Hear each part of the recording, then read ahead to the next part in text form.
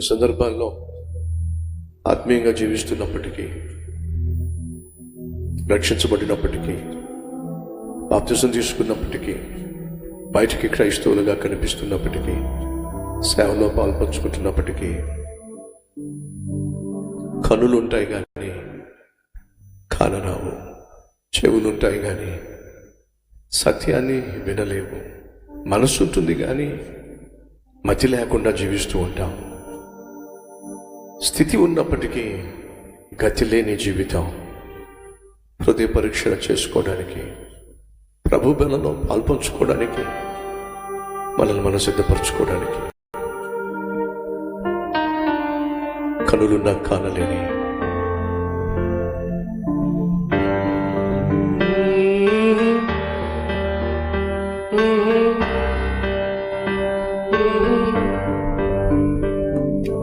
కనులున్నా కానలేని, చెవులున్నా వినలేని, కనులున్నా కానలేని, చెవులున్నా వినలేని, మనసున్నా మతిలేని, స్థితి ఉన్నా గతిలేని, మనసున్నా మతిలేని, స్థితి ఉన్నా గతిలేని వాడను యేసయ్యా.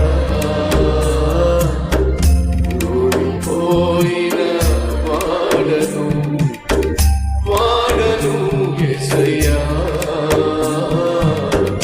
ఓడిపోయిన వాడను, కనులున్నా కానలేని, చెవులున్నా వినలేని.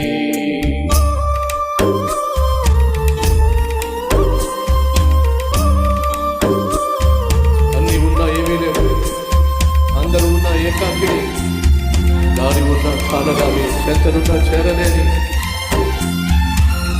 వాడను.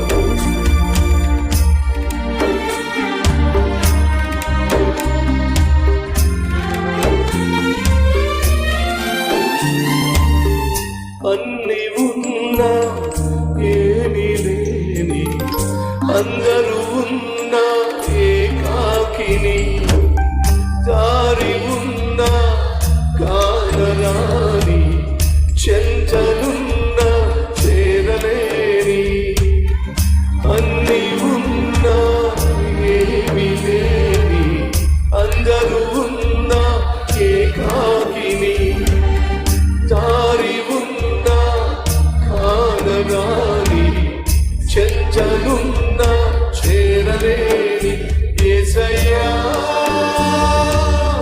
నన్ను విడువకయ్యా యేసయ్యా,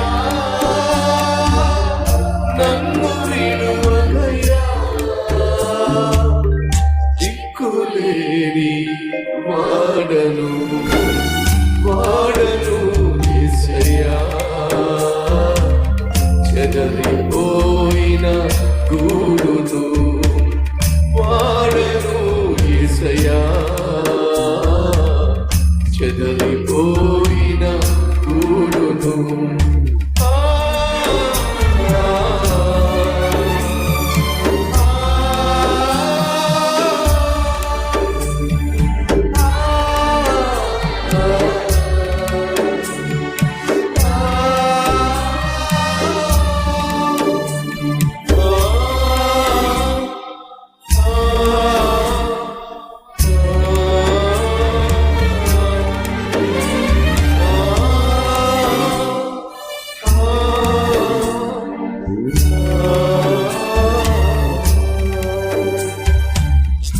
ఆశలున్నా భావము లేని, ఆత్మ ఉన్నా అవివేకిని, భక్తి ఉన్నా శక్తి లేని, ప్రార్థన ఉన్నా ప్రేమ లేని, భాషలున్నా భావము లేని, ఆత్మ ఉన్నా అవివేకిని, భక్తి ఉన్నా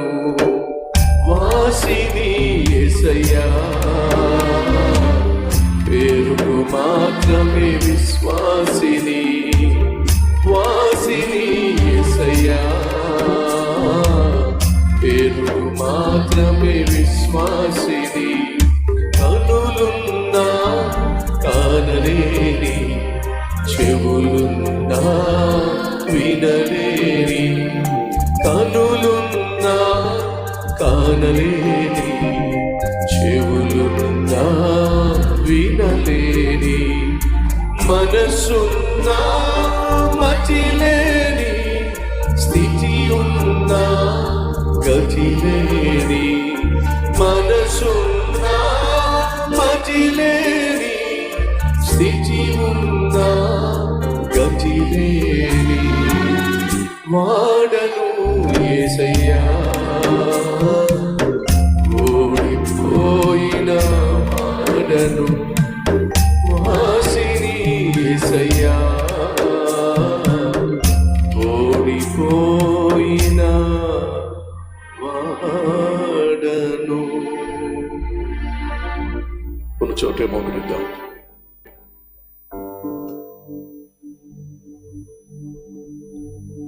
కనులున్నాయి కానీ దేవుని కార్యాలు చూడలేకపోతున్నాం.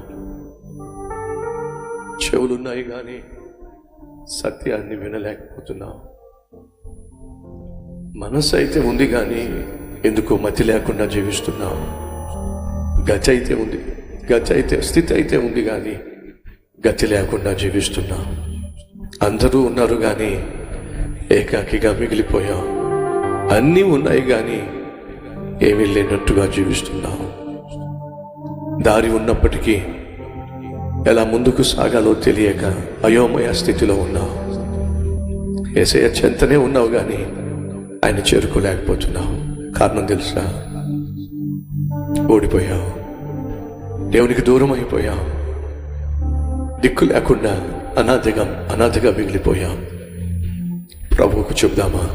అయ్యా ఓడిపోయానయ్యా, ఆత్మీయంగా పడిపోయానయ్యా, తెలిసే నీకు దూరం అయిపోయానయ్యా, మనస్ఫూర్తిగా నీ సన్నిధికి వచ్చానయ్యా, నన్ను అంగీకరించయ్యా, నన్ను అర్థం చేసుకోయా, నన్ను ఆదరించాయా, నాకు పరిశుద్ధతను దయచేయ్యా, నీ ప్రేమను అనుభవించగలిగిన మనసు నాకు ఇవ్వయ్యా, నీ సన్నిధిని అనుభవించగలిగిన కృప నాకు ఇవ్వయ్యా, నువ్వు చేసే ఆశ్చర్య కార్యాలు కళ్ళారా చూడగలిగిన అద్భుతమైన ఆత్మీయతను దయచేయ్యా, నీ వాక్యాన్ని వింటున్నప్పుడు అందులో ఉన్న మాధుర్యాన్ని గ్రహించగలిగిన ఆత్మీయతని అయ్యా, నీ కొరకు జీవించగలిగిన, నిన్నే సేవించగలిగిన, నీకు సాక్షిగా బ్రతకగలిగిన భాగ్యం దయచేయమని, తెలుసో తెలియకో చేసిన ప్రతి తప్పులు క్షమించమని, మమ్మల్ని అంగీకరించమని యేసయ్య పేరిట వేడుకుంటున్నాం తండ్రి.